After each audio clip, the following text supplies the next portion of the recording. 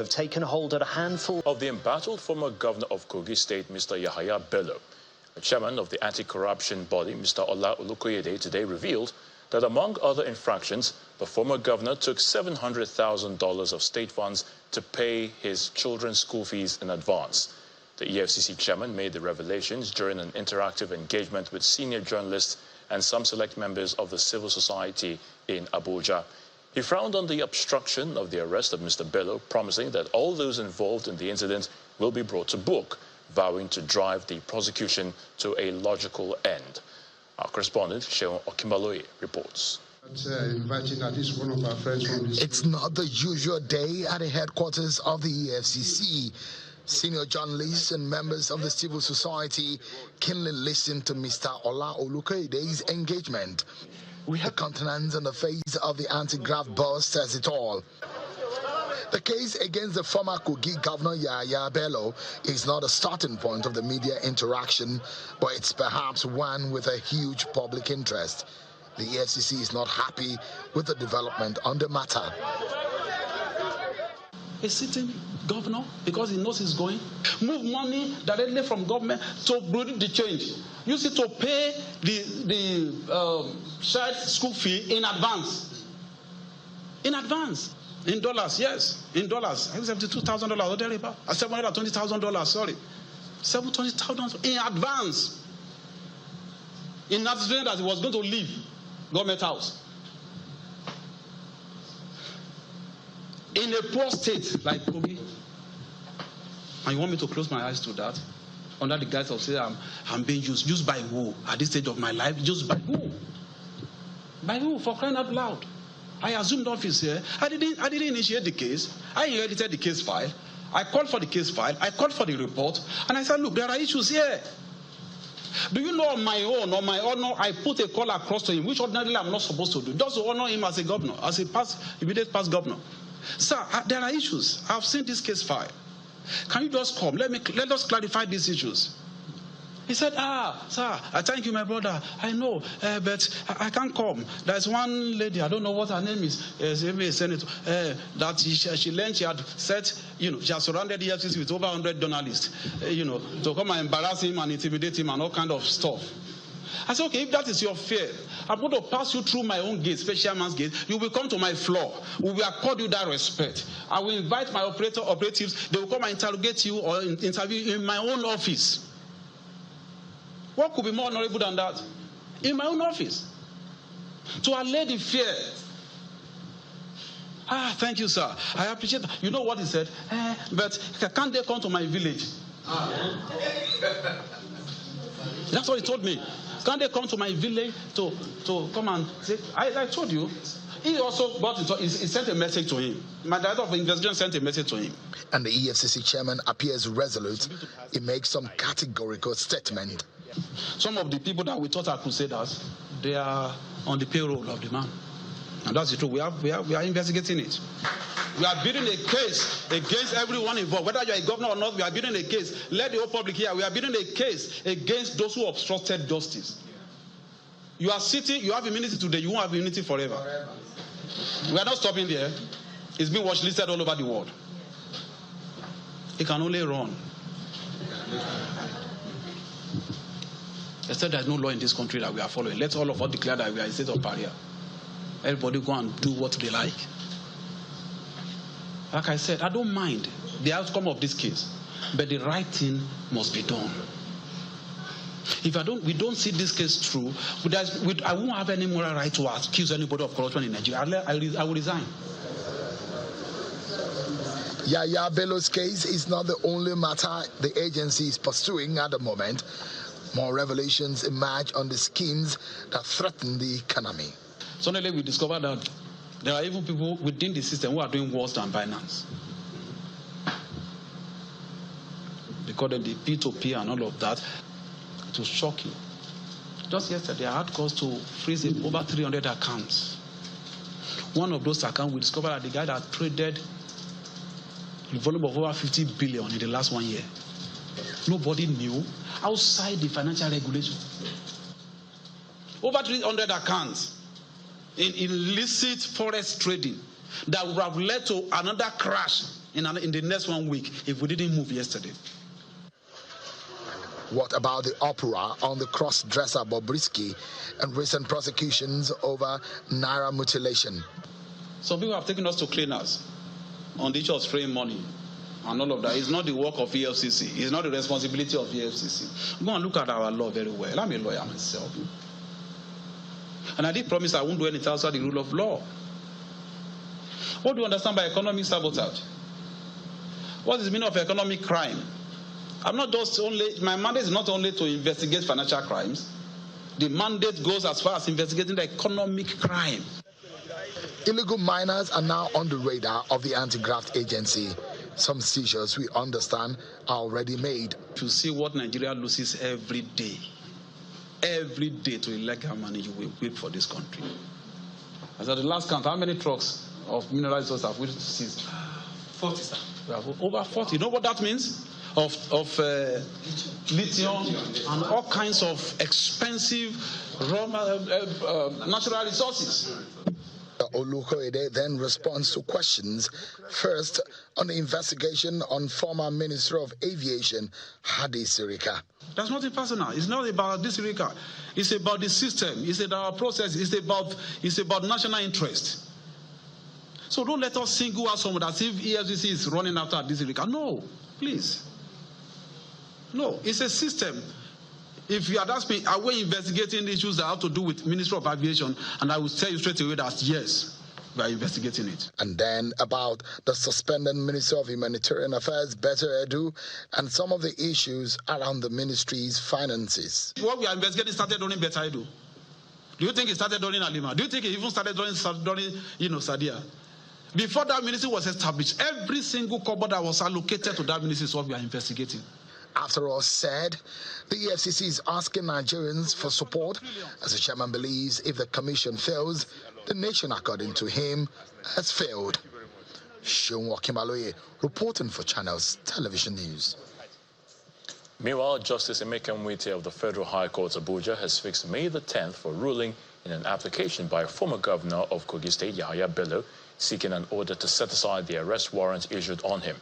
Justice Wite also ordered the EFCC to serve a copy of the charge against him through his lawyer, Abdul Wahab Mohammed, which was done in the open court due to his absence in court for his arraignment.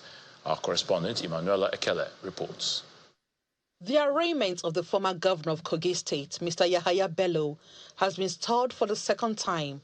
He was not present in court. On April 18th, the EFCC applied for a substituted service of its charge and proof of evidence against Mr. Bello after the ex-governor's lead counsel, Abdul Wahab Mohammed, declined to receive the documents in the open court.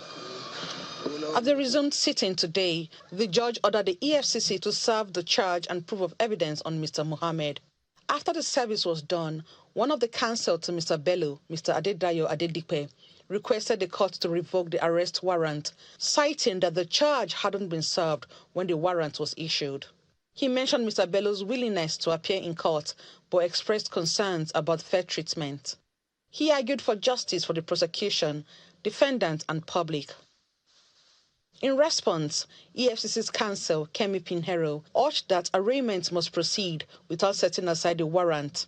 EFCC added that they wouldn't execute the warrant if Mr. Bello's counsel ensures his presence at the next hearing. Justice Emefiele adjourned the case and set May 10 for ruling on Mr. Bello's applications. Emefiele, Channels Television News. Staying with the money laundering saga, the State House of Assembly has asked the EFCC to vacate the wanted tag that it has placed on the name and picture of the former Kogi State Governor, Mr. Bello. This formed part of the resolutions reached by the lawmakers during the House plenary today, following a matter of urgent public importance presented by the member representing Ajaokuta State constituency in the House, Honorable Jibrin Abu. In their resolutions, the lawmakers noted that the Commission should not allow itself to become a tool of political vendetta, blackmail, or intimidation against any individual through personal grudges, persecution, and campaign of calumny to tarnish the image of personalities from Kogi State, especially Mr. Bello. According to the lawmakers, they are not against the EFCC doing its job, but should do it within the ambit of the law. In the meantime, a group under the aegis of Forum of Concerned Citizens of Kogi State is urging the immediate past governor of the state, Mr. Yahaya Bello, to submit himself to the EFCC to clear his name on the allegations of financial mismanagement against him.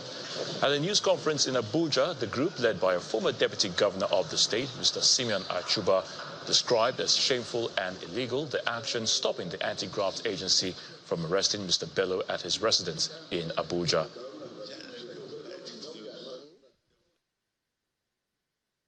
Yahaya Bello is currently holed up in Kogi State Government House, and all efforts should be taken to bring him to justice. That relying on moralizing and or appeal to conscience will not yield any result or move him to voluntarily surrender to EFCC, because, as the saying goes, the guilty are always afraid. It is that same fear that is making him to mobilize people to demonstrate in Lagos, and today he's also mobilizing people to demonstrate in Kogi State in Lokoja. Moreover, Governor Dodo should be requested to immediately surrender his abductee, that is Yahaya Bello, because he's the one that came to Begazi Street and took Yahaya Bello away from the hands of the EFCC. On the 17th of April, under the cover of his immunity.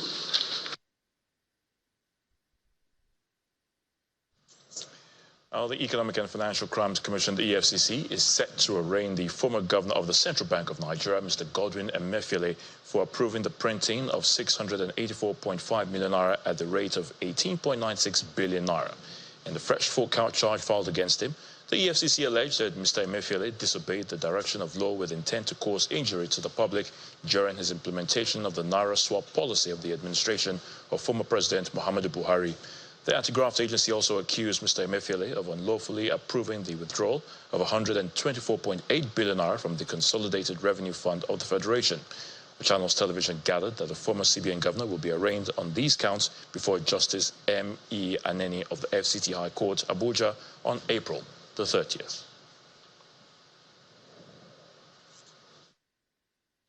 In part two after the break, federal government raises bar on distribution of palliatives, explores option of using traditional rulers as channel of reaching out to the less vulnerable in the society. Please stay with us. You can now print all your essential items for events without even having to leave your home. It's the Cast Print Combo Deal for all events. Yes! Weddings, conferences, birthdays, burials, etc. Starting from 495,000 naira only. You get 50 invites, 50 A2 size posters, 50 16-page brochures, 1 large backdrop banner, 1 roll-up banner, 50 jotters with pens, and 50 souvenir carrier bags. Whatever event you're planning, we can adjust to your budget and quantities. Just send your pictures and other information through WhatsApp, and we shall send a design for your approval. Approve your design, and we will produce with super high-quality digital print technology. We can even arrange delivery to your location. Call us now on 0913-156-5016 or 0812-794-9323, or visit our social media pages. Cast Prints, digital printing at super speed. The Duchess International Hospital caters to every aspect of a family's health needs. A one-stop shop for maternity and child health services, emergency medicine and critical care, medical and surgical subspecialties, dental and eye care, and a range of other subspecialties and services, all available at a single location right here in the heart of Ikeja. And it really doesn't matter if you're paying out of pocket using your HMO or private insurance. We focus completely on providing that world-class affordable healthcare for all the family at all times.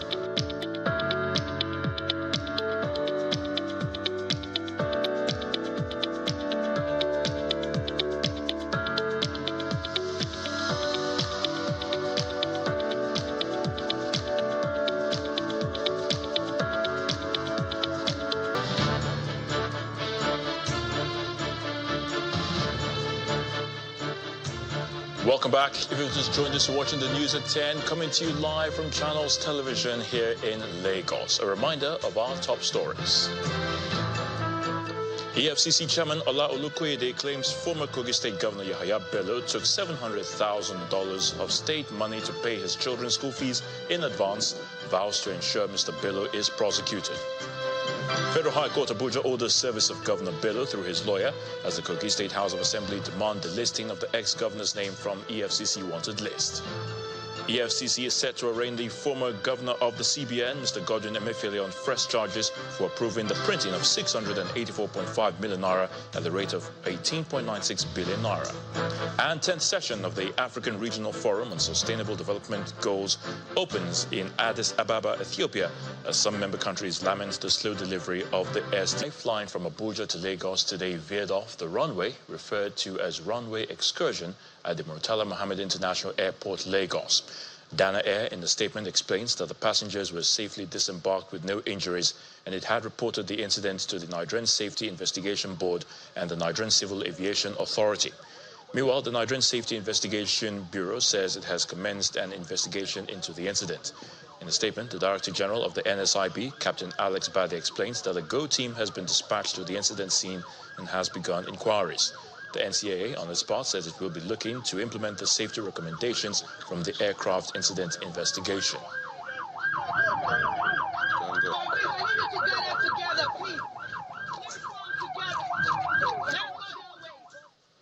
River State Governor Siminalayi Fubara has implemented a minor cabinet reshuffle in the state. The reshuffle changes the positions previously held by the Attorney General and Commissioner for Justice, Professor Zacchaeus Adango, and the Commissioner for Finance, Isaac Kamalu. Professor Adango will now head the Ministry of Special Duties, a governor's office, while Mr. Kamalu will run the Ministry of Employment Generation and Economic Empowerment. Both commissioners had resigned from their positions at the height of the political crisis in the state. However, they were reinstated as part of the peace agreement initiated by President Bola Tinubu.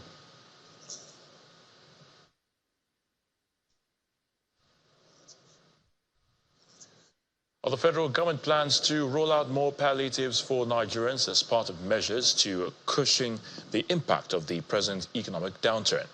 According to the government, 20% of the palliatives will be routed through traditional and faith-based institutions to ensure they reach those they are meant for. Vice President Kashim Shettima said this at a one-day high-level dialogue of faith leaders on nutrition in Nigeria. Our State House correspondent, Emperor Simon, reports. His Excellency. The devastating effect of malnutrition in Nigeria is what this gathering of medical professionals, government agencies and traditional rulers seek to discuss. Your Excellency, the Vice President of the Federal Republic of Nigeria. Vice President Kashim Shettima is the special guest of honor, and he explains that the welfare of the ordinary citizens is a top priority to the current government. Advancing nutrition. Prominent religious and traditional leaders are also in attendance, an indication that the current economic situation is not for government alone to handle, but a challenge that needs everyone's attention. Imagine 4 out of Nigerian children who are stunted, whose cognitive capability is distracted because of malnutrition, and what it means for the future prosperity of this country. And in this light, the role of faith leaders cannot be overstated. While religious and traditional leaders give their support to the cause, the former CBN governor and chairman Nutrition Society of Nigeria, His Royal Highness Sanusi Lamido, says the root factors responsible for malnutrition and hunger need to be addressed. We will work hand in hand with the Accelerating Nutrition Resource in Nigeria project and other stakeholders to ensure that our congregations are educated about and engaged in improving nutrition. The governments at all levels have a very big task. Or you don't tell somebody to eat a balanced diet when he can't even find simple food to eat. So feeding people is very important. Keeping our farms safe for farmers is very important because they have to produce food. People, especially those who have low income, must learn to manage the size of their family, because these responsibilities are given in the Quran: to maintain your wife, to give her nutrition when she's pregnant, to maintain the child. It's fine when you have 1, 2, or 3 children. When you begin to have 15, 16, 17 children, you simply cannot do it. In the aftermath of fuel subsidy removal, the federal government rolled out palliatives for vulnerable Nigerians. However, some religious leaders here feel left out in the distribution process, a situation which Vice President Kashim Shettima notes that it will be addressed as the government plans another phase of palliative distribution and a school feeding program.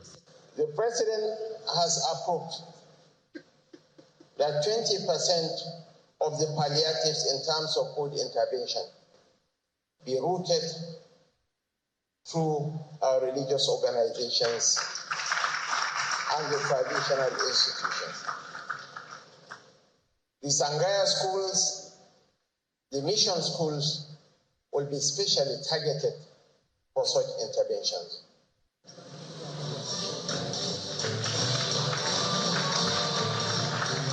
The Vice President also launches the Accelerating Nutrition Results in Nigeria Sermon Guides and Faith Perspectives on Nutrition. From the Presidential Villa, Emperor Simon, Channels Television News. Outside the shores of the country, efforts needed to step up the implementation of the Sustainable Development Goals is the focus of the 10th session of the African Regional Forum on Sustainable Development, which has opened in Addis Ababa, Ethiopia. In 2024, member states and their partners are past midway in the implementation of the 2030 agenda and are yet to progress on most SDGs is off track. Now, the 10th session is holding at the United Nations Economic Commission for Africa's headquarters in the East African nation. Our correspondent, Ayola Kasim, reports. For about a week now, informal meetings, stakeholders workshops, side events have been taking place here at the headquarters of the United Nations Economic Commission for Africa, and their focus is majorly on coding for girls, climate change, science, technology, food systems, and the major takeaway has been most countries on the continent will not meet the Sustainable Development Goals by 2030. So as delegates arrive here for the 10th session of the African Regional Forum on Sustainable Development, they hope to address the shortcomings and capitalize on the emerging opportunities for the continent. Leading the delegates is Deputy Secretary General of the United Nations, Amina Mohammed, who not only urged African countries to scale up action in key transitions and investment pathways and accelerate progress towards the Sustainable Development Goals, but also asked them to take up the opportunities of critical transitions available both regionally and nationally that can help the continent to make progress. And to the international banks and development partners, her message is simple. At the heart of this, like so much else, is finance. Now is the time to rethink austerity-oriented international policies, reduce debt servicing costs, and ensure a more equitable global taxation system so that African countries can do what we know they want to do, to invest more efficiently, more equitably in capacities and the skills of their people. With poverty, hunger, insecurity and large-scale deprivation on the continent, many here agree African governments cannot afford to continue with business as usual, and most of them must go back to the basics. The basics we know are that we need to look inward and make sure that we create strong institutions that are going to be accountable to the citizens and to deliver what the citizens need. If we need to talk about development, if we need to talk about security and stability, if we need to talk about good governance, what we need indeed is for governments to do the basics of catering for their people.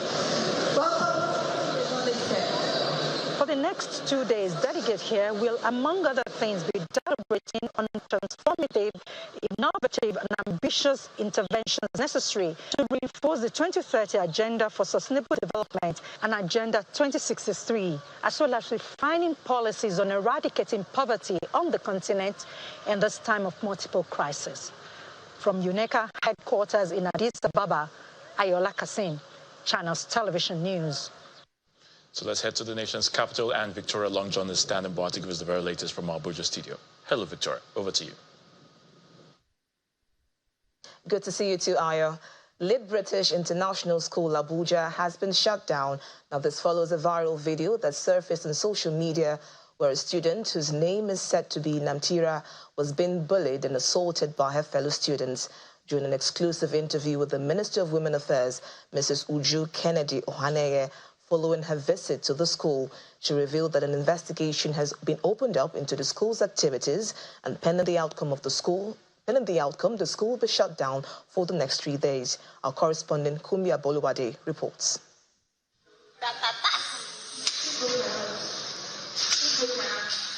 That is the viral video which surfaced online where a student of Lead British International School Abuja was being bullied by her fellow students. The video drew public outrage on social media and even birthed a trending hashtag, Justice for Namtira.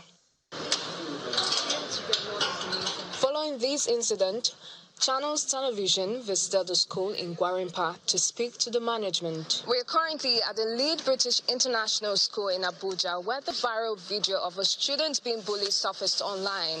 We just approached the school premises, but we were denied access from security operatives at this gate. Meanwhile, some of the students, on grounds of anonymity, allege that bullying is a major challenge they face as students, and several complaints have been laid to the management, who have made no effort to end bullying. This bullying goes on in this school. How often? They're not allowing you guys inside? Yes, they're not allowing us inside. That's because they are guilty. Earlier in the day, the Minister of Women Affairs paid a visit to the school, where she met with the victim's mother as well as the school's management. See what you did to my daughter. Sorry. You know this one? You know the guy one? See. Just imagine. Back at her office, Mrs. Kennedy talks to us about her visit and what needs to be done. We've closed them for 3 days. By Monday, they should be back to school. But there are consequences. The school must lose something to be able to learn their lessons. The school expelled the students, which I am not comfortable with. I won't allow the students to be expelled. You know, when you err, you punish the child, but give the child another chance. In the meantime, the Federal Ministry of Education held a meeting with the school's management earlier today. The verdict of the Federal Ministry of Education that we are going to constitute a 7-man committee with the terms of reference to investigate the circumstances. Though there are no broad statistics of bullying in Nigerian schools, a research carried out by ResearchGate in 2 Nigerian schools showed a 78% prevalence.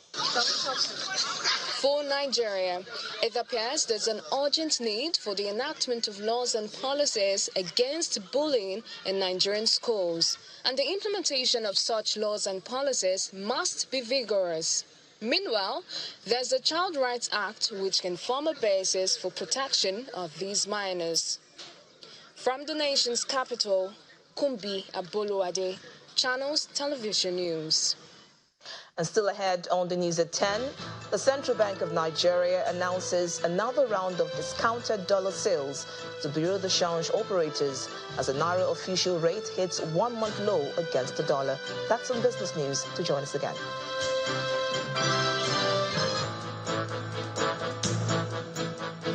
Stay connected to the world with Channels TV Podcast and get all the trending stories. Simply log on to channelstv.com. Click on Podcast, select the program of your choice, and listen.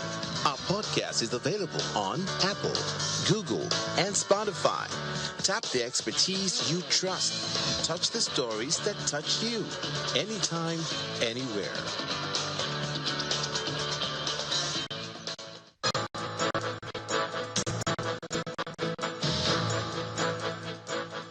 Welcome back to the news at 10. In other stories, the Assistant Inspector General of Police in charge of ICT, AIG Ben Okolo, who represented the IGP at the public dialogue on state police yesterday, has clarified a statement credited to him on the matter, which has drawn reactions from many quarters. Mr. Okolo said his statement at a one-day event in Abuja that Nigeria is not ready for a decentralized police force is a personal view and does not reflect the stance of the police force. According to him, the position of the force will be made known soon. Recall that yesterday, 22nd April 2024, I represented the force at a conference on national security and state police at the Continental Hotel, where I made expression of some opinion inadvertently attributed to the Inspector General of Police. Those expressions are my personal opinion to stimulate discussion. They do not represent the position of the IG nor the force leadership. The Inspector General of Police in due course will make the position of the force on this known. And one person has been reportedly killed in a fight that broke out between groups of students of the Ladoke Akintola University of Technology, Ogbomoso, Oyo State. It was gathered that a misunderstanding led to a fight between the two groups of students at a popular joint in the town as they were celebrating the convocation ceremony. The owner of the club was said to have invited the police when the fight escalated to put the situation under control. Unfortunately, one life was said to have been lost while others sustained injuries as the clash turned violent.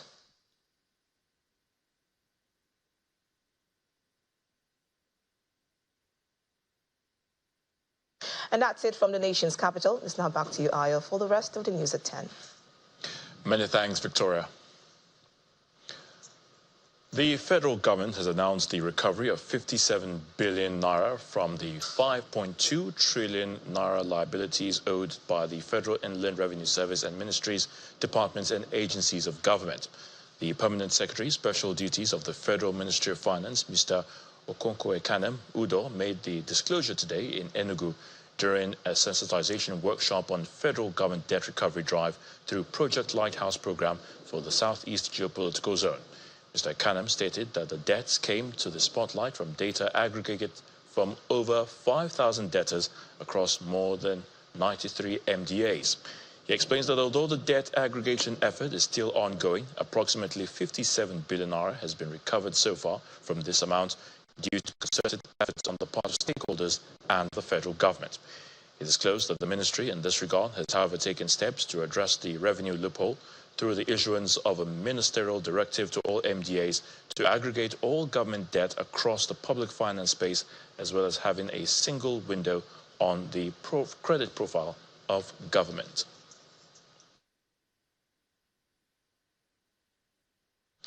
In its continued efforts to contribute to the educational advancement of Nigeria, Coleman Wires and Cables Limited has donated a 2-story building to Bello University of Technology, Ota, Ogun State.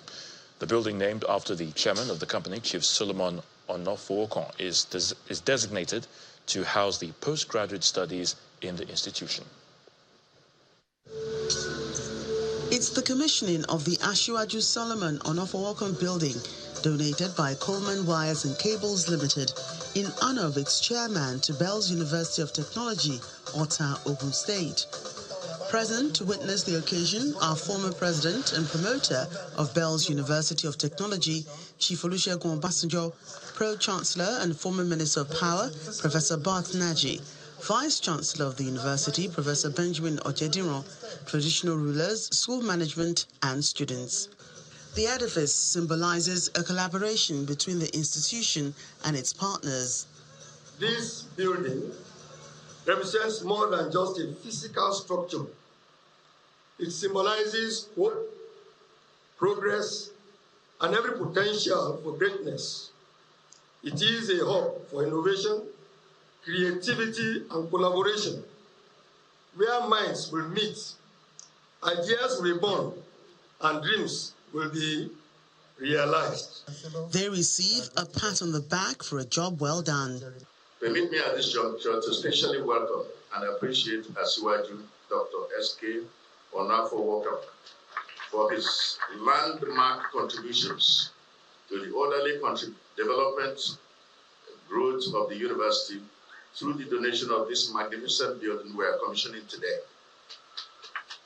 Your kind gesture in this unique way is well acknowledged and appreciated and will go a long way in enhancing teaching and learning in the university. In his remarks, former President Olusegun Obasanjo thanks the donor and management of the institution for their cooperation. My brother and friend, Emefiele, you have joined us happily and once again commendably in building the community university. I must, on behalf of myself, the Coleman Cables and Wires, and indeed the entire Norfolk Ordinary Self-Shakam, express my profound appreciation to Bello University management for their unalloyed cooperation, coordination, supervision, as well as selfless efforts. We will continue to do our best to, in making sure that this is developed to a greater level. The teachers, the management, and even visitors to the university. So be God. Amen.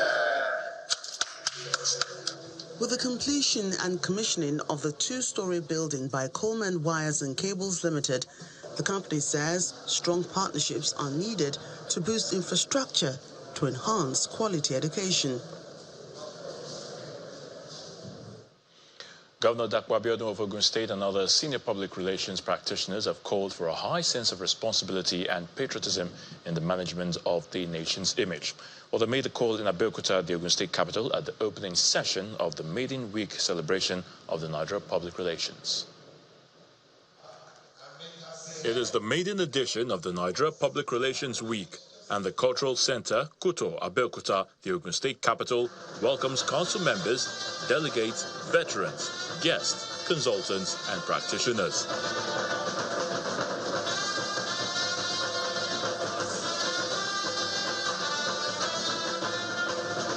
Others who attended the occasion include the Ogun State Governor, Dapo Abiodun, members of the State Executive Council, the National President and the Chairman of the Council of the NIPR, the General Manager of Channels Television's Academy, Kingsley Uranta, representatives of the Minister of Information and the Governor of the CBN, among other distinguished personalities across the country.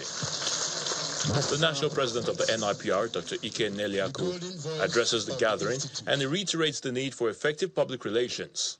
It's important for leaders to understand that without giving public relations a place, they will not be able to take advantage of the best that is available to them. Public relations used to be at the level of officers. Today, public relations is no longer at the level of managers. Public relations has become a leadership function. On his part, the Minister of Information and National Orientation, represented by the Director General of the National Orientation Agency, Lanre Issa Onilu, affirms that federal government's policies and initiatives are already yielding positive results. This awareness of the centrality of public relations has played an important role in shaping my 5-point agenda, improving security, rule of law, fighting corruption, and improving the playing field on which people, particularly companies, operate. Is already showing positive results for this country. This message of hope is also shared by the representatives of the Central Bank Governor. The Central Bank will provide forward guidance, enhance transparency, and maintain effective communication with the public to anchor expectations and build trust among our stakeholders.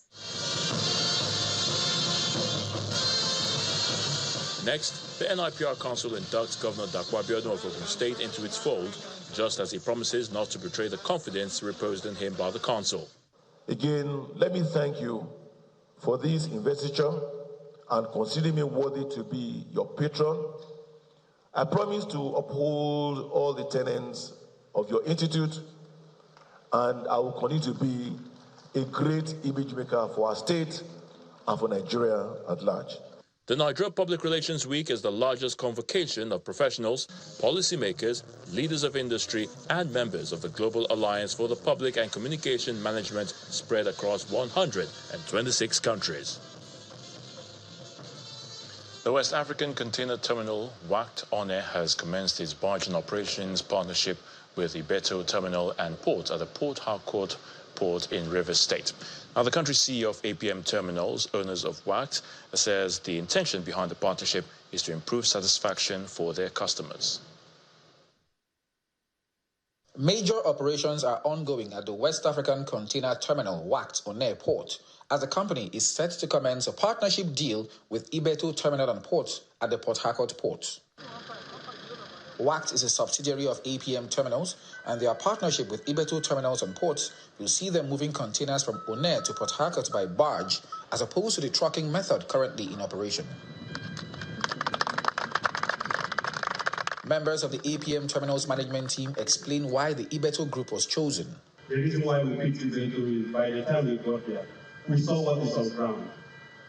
We saw the owner of the facility. In fact, we saw APMT spirit in him because he has the passion, he has the drive. At APM Terminals, our purpose is to improve the life for all, right? And to find a way to bring the cargo closer to the customer, to bring this import and export and empty containers closer to the customer, and to avoid him the hassle of trekking those containers by the road to ONE is a real pleasure. On his part, the country's CEO of APM Terminals says this is the culmination of months of negotiation between both organizations. For a couple of years, where we've been working with our shipping line partners as well as Bello to develop a product that enhances the offering that we have here from the terminal, so that the customers can choose between taking delivery of their containers through the traditional way, through trucking, or using the barge, thereby bypassing some sometimes difficult road conditions. The management of Bello Group is also upbeat about the deal. This has been a long-awaited project that has finally finalized. So the whole if, when, how, it's all over, because we are in the business now, like you see, there is already something working. It's not when, how would it go. So it is a groundbreaking partnership, and we're happy to be there. With the signing of the MOU between both organizations, it is expected that there will now be seamless barging of containers from ONE Port to the Bello Seaport for swift delivery to their final destinations. It's now time for some business news with Jocko Rogers. Banking so easy, so simple. Dial *894# now to experience it. You first, First Bank.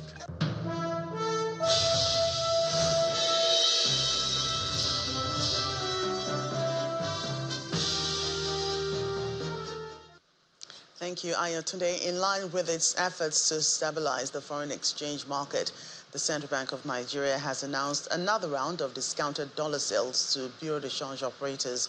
In a document released on its website, the CBN disclosed that it will now sell $10,000 to licensed BDCs at 1,021 naira per unit of the dollar foreign currency to meet market demand for invisible transactions. The latest sale is part of the financial market regulators' efforts to ensure enough liquidity in the market and halt the recent depreciation of the naira in both the NAFEM and parallel market. Now, the federal government has commenced arrangements to reward micro, small and medium enterprises in the country with houses, cars and even cash prizes as part of events to mark this year's MSMEs Week. The program is part of a wide-based incentive to support innovation, standardization, scaling, and to encourage the small businesses to favorably compete with their foreign counterparts. Speaking at a press briefing in Abuja, Mr. Timitola Adekunle Johnson, who is the Senior Special Assistant to President Bola Tinubu on job creation and MSMEs, said government is also considering a program to replicate the apprenticeship style of trade learning common to the Igbos across the country. Now, the Lagos State government says it plans to roll out 2,000 compressed natural gas buses before December and 231 electric vehicles by June 2024. The state's Commissioner for Transportation, Mr. Oluwaseun Oshiyemi, who disclosed this today at a briefing in Ikeja, explained that the move is part of government's plan to ensure that Lagos residents have a cleaner means of transportation. He said that the government is partnering with private firms under a public-private partnership arrangement to acquire the CNG buses, which will be distributed in 2 batches of 1,000 and would ease the burden of the petrol subsidy removal on the residents of Nigeria's largest commercial city. From there, we head to the local stock market for today's figures, and here's Laddie Williams with the report.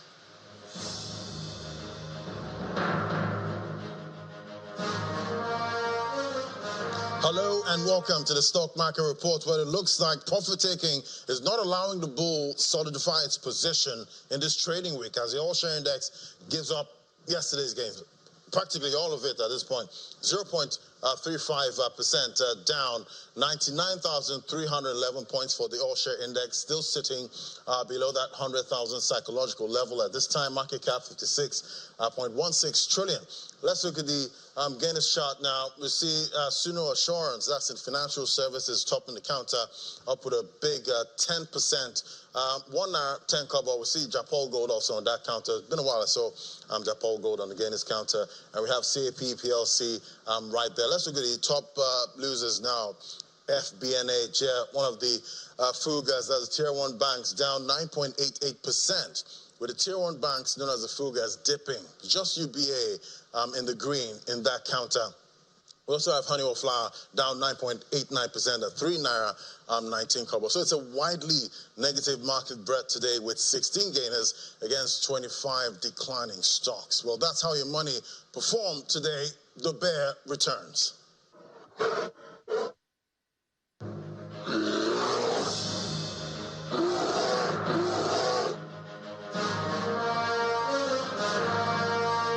Thank you, Laddie, as we close business news with more market figures from around the Banking, so easy, so simple. Dial *894# now to experience it. You first, First Bank. Many thanks, Joke. In the United States, Columbia University has extended remote classes at its main New York City campus for the rest of the term amid tense Gaza war protests that have spread to U.S. colleges nationwide. We'll hear Simon Pusey with more international news and around the world in 5.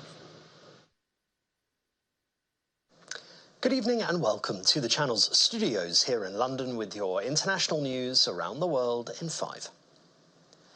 Protests over the war in Gaza have taken hold at a handful of elite US universities as officials scramble to defuse demonstrations.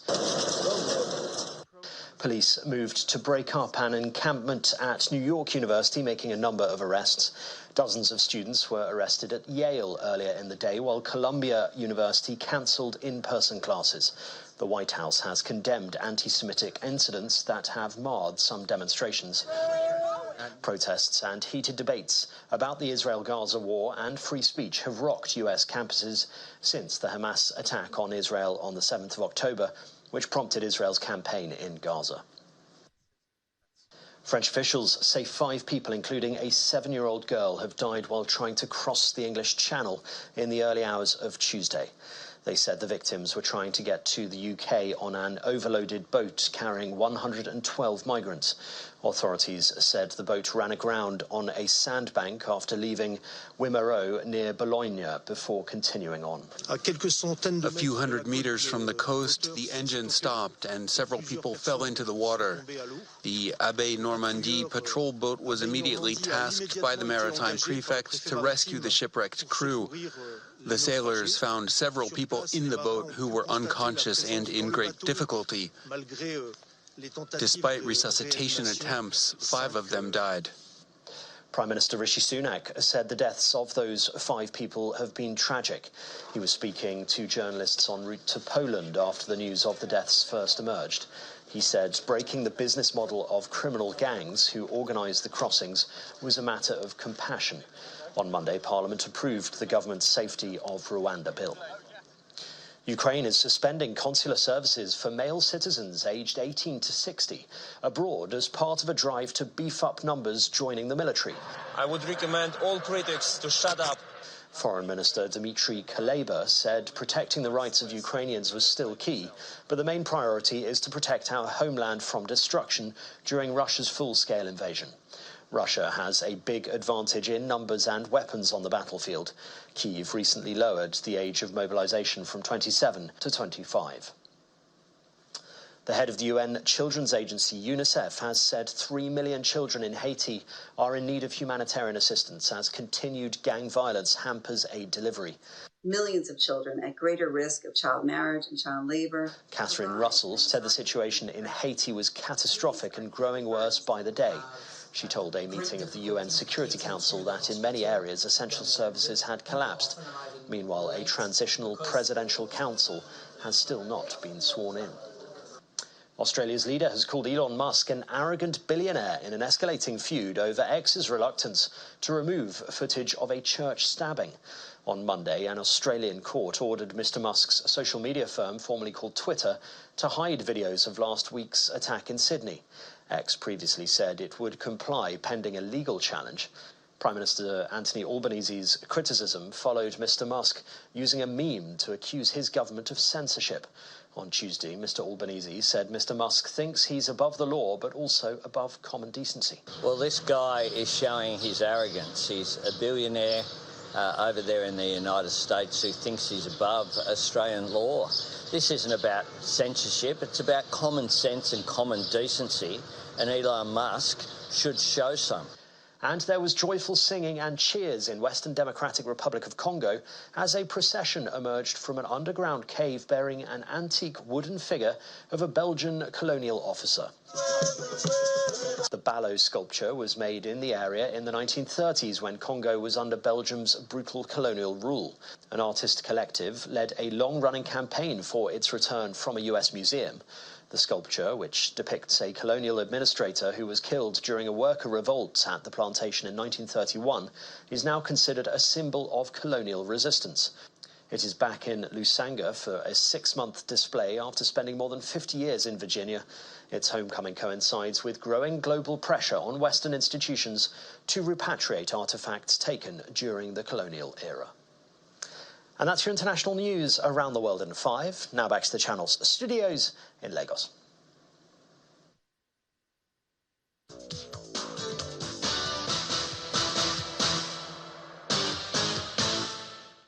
Thank you, Simon. Welcome to Sports News. 6 games will be decided on Wednesday in the final league games of the 2023-24 Nigerian Women Football League Premiership, as 2 more spots are up for grabs in the Super 6 playoffs. In Group A, Confluence Queens will play host to Nasarawa Masons. The Mobolaji Johnson Arena will host the clash between Dana's Ladies and Heartland Queens. In Group B, Remo Stars Ladies will host Sunshine Queens in Ikene. Ekiti Queens will host the Rivers Queens at the Oluyemi Kayode Stadium in Ekiti, while Asaba Township Stadium will host Delta Queens and Edo Queens. Nasarawa Masons, Confluences Queens, Heartland Queens and Rivers Angels are the 4 teams that have secured playoff spots. Then Kai Havertz and Ben White scored twice as Arsenal thrashed Chelsea 5-0 in tonight's EPL London derby to surge ahead in the title race and ramp up the pressure on Liverpool and Manchester City. Leandro Trossard was also on target for the Gunners, who moved 3 points clear of Liverpool and 4 of Manchester City. The destiny of the title remains in City's hand, as the defending champions have 2 games in hand. Liverpool have also played 1 fewer game than Arsenal and are in action at Everton in the Merseyside derby on Wednesday. Jurgen Klopp has warned his title-chasing Liverpool team that they will have to cope with derby fever as he prepares to face Everton at the Goodison Park for the final time on Wednesday night. Everton have a respectable recent record against their city rivals at their own ground, losing only once there in the English Premier League since 2016. And Inter Milan fans will have to wait a little longer as the new Serie A champions, Inter Milan, have pushed back their title celebration to Sunday after their games against Torino. They had originally planned to celebrate with an open-top bus parade to the Cathedral Square today, but because the forecast was for rain and cold weather, postponed the party to Sunday. Inter clinched their 20th Scudetto with a 2-1 victory over AC Milan on Monday. That sports is back to you, Ayo, today.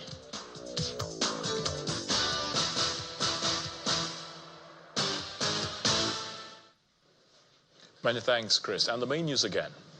EFCC Chairman Ola Olukoyede today claimed that the former Kogi State Governor Yahaya Bello took $700,000 of state money to pay his children's school fees in advance as he vowed to ensure Mr. Bello is prosecuted.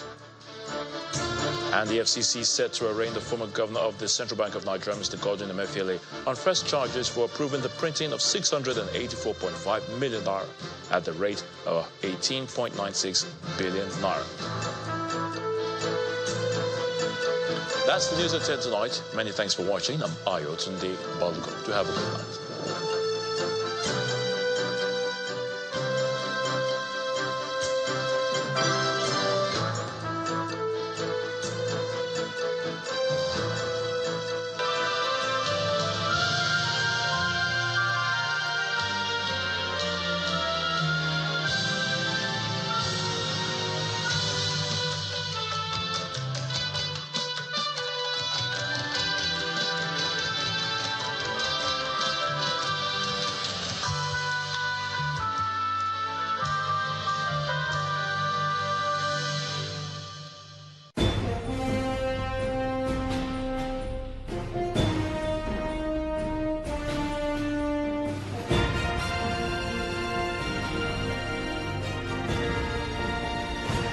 Years ago, on the 14th and 15th of April, 276 girls aged 14 to 18 were kidnapped by terrorist group Boko Haram from the government girls' secondary school in Chibok in Borno State.